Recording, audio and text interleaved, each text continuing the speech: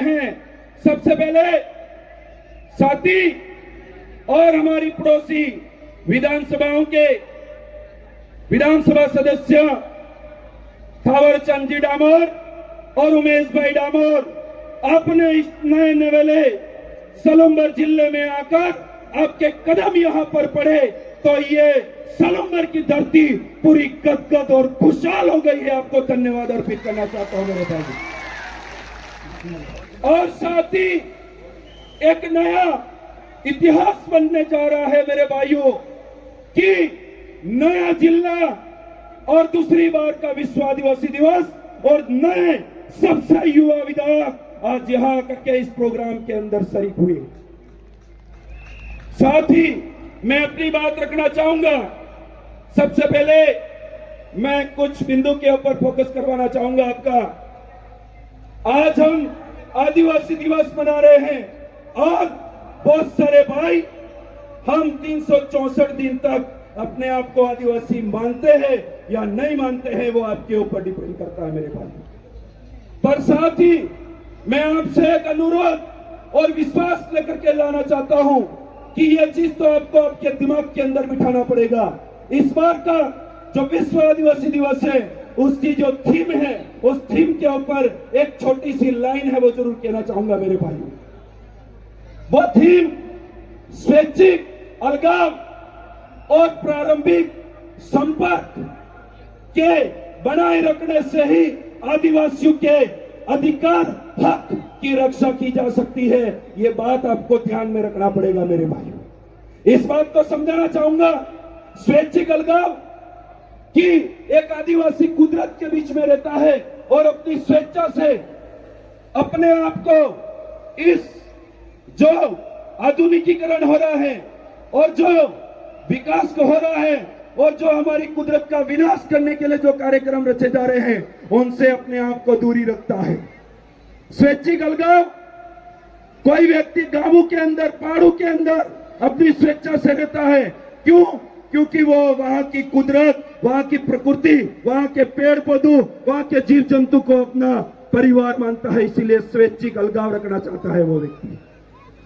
और प्रारंभिक संपर्क, आज मैं आप भाइयों से बहनों से सवाल पूछना चाहता हूं कि इस पूरे वर्ल्ड में, इस पूरी धरती पर अगर ऐसा कौन सा डीएनए है जो सबसे पहले कुदरत से संपर्क, पहला प्रारंभिक संपर्क रखता है?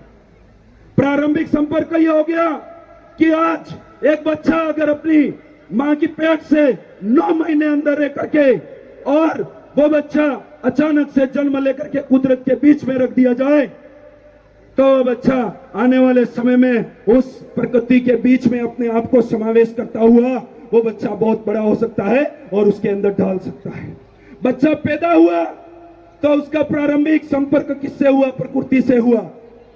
और वही एक दूसरा बच्चा जो सिटी के अंदर पैदा होता है, हॉस्पिटल के अंदर पैदा होता है, और वो बच्चा आधुनिकीकरण की दुनिया से, हमारी कुदरत से अलग चला जाता है। वही बच्चे दोनों बड़े होते हैं और बड़े होने के बाद हमारी कुदरत के साथ में खिलवाड़ करने का जो काम हुआ था उसका परिणाम आपने कुछ समय पहले एक बहुत बड़ी महामारी आई थी उसके अंदर देख लिया। वो जो 2 बच्चे बड़े होते हैं और कोरोना के टाइम पर एक बच्चा कुदरत की गोद में पलता है और एक बच्चा आधुनिकीकरण की दुनिया में बाजारों के अंदर पलता है और बड़ा हो जाता है। जब कोरोना जैसी महामारी आई उसके अंदर कुदरत के अंदर बचा हुआ बच्चा और बड़ा हुआ बच्चा, उसको कुछ भी और 1 इंच भर का बाल भी बाका नहीं हुआ, वो था आदिवासी बच्चा। थक नहीं था मेरे भाइयों। और कोरोना जैसी महामारी से वो बच करके बाहर निकल गया और उसने अपने सेवन के लिए, उसको एंटीडोट बनाने के लिए अपनी जो कुदरत का अर्क है उसका सेवन जरूर किया।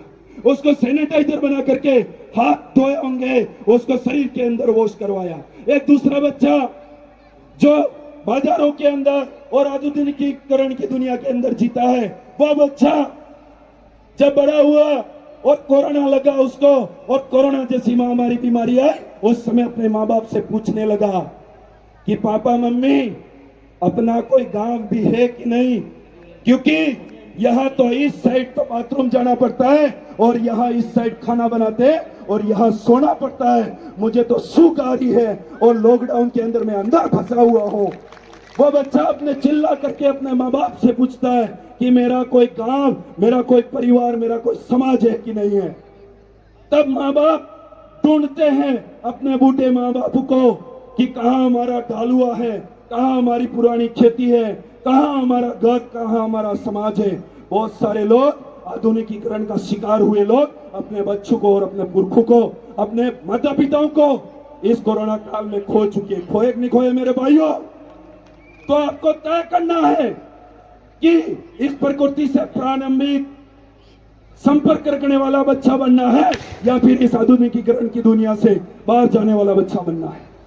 तब जाकर के हमारी प्रकृति को, हमारे इस धरती को, यहां पर बहने वाले पानी को, यहां पर हर तरीके से हमको वायुमंडल में मिलने वाली चीजों से हम उनको बचाया जा सकता है। मैं आपको एक छोटी सी बात बताना चाहूंगा। बहुत सारे लोग कहते हैं ये लोग धर्म के ऊपर बोलते हैं। मैं आज खुला खुला कहना चाहता हूं, हम किसी के धर्म विरोधी नहीं है। हम हमारे अलग, हम उस धर्म को मानने वाले लोग हैं जो एक पेड़ लगा हुआ है, वहां पर हिंदू, मुस्लिम, सिख, ईसाई, वहां पर बच्चे ला करके खड़े कर दो और आदिवासी को भी वहां खड़ा कर दो।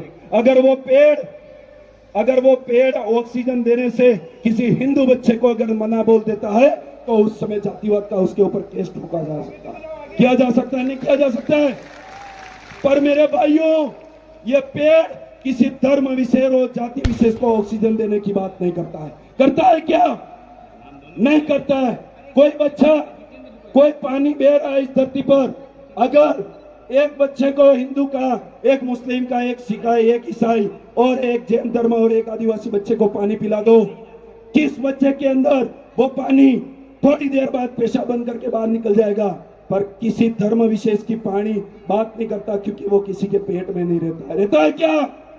जब यह कुदरत, जब यहाँ पर रहने वाली पानी, यहाँ की हवा, यहाँ का वृक्ष अगर किसी के साथ अगर छेड़खानी और किसी को ऊंच नीच का भेद नहीं सिखाता, तो ये कौन लोग होते हैं हमको ऊंच नीच का भेद सिखाने वाले? मेरे भाई, ये बातें आपको समझनी पड़ेगी।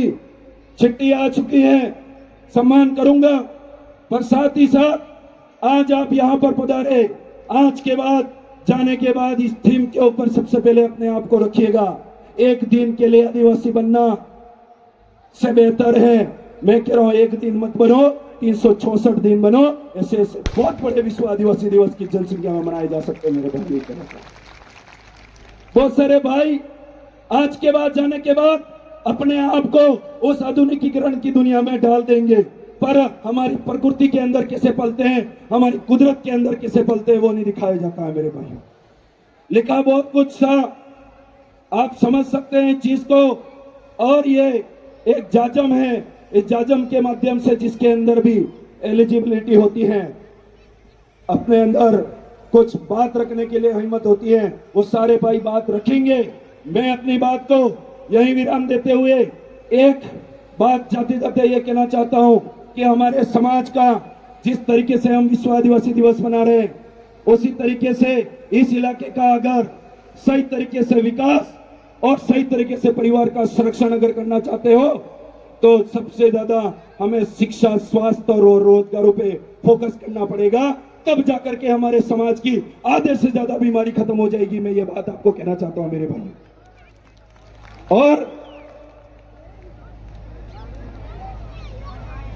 फिर से आप भाइयों को मेरे माध्यम से बहुत सारी चीजें कहना चाह रहा था, पर आने वाले वक्त उस बातों को बता देंगे। और साथ ही साथ आज हमारी जो माँ बहने, जो बेटियां, जो वीरांगना यहाँ पर प्रोग्रामों के अंदर आई हुई है, आपको अगर किसी इंटरनेशनल लेवल, किसी प्रदेश लेवल, राष्ट्रीय स्तर पर अगर जाने का मौका मिल रहा है, तो आप खड़े होइए और हुकार भरिए उस आंदोलन के लिए, उस प्रतिभा को साबित करने के लिए तैयार हो जाइए मेरे भाइयों। आपको आदिवासी परिवार आपका सपोर्ट करेगा। आप सभी को मेरी ओर से धन्यवाद। और जो वॉलंटियर साथी हैं वो अपना ध्यान में रखते हुए इस प्रोग्राम को अंतिम रूपरेखा तक सफल बनाने का कार्य करेंगे। आप सभी भाइयों को धन्यवाद। आभार, जोहार, जय आदिवासी, जय भील प्रदेश।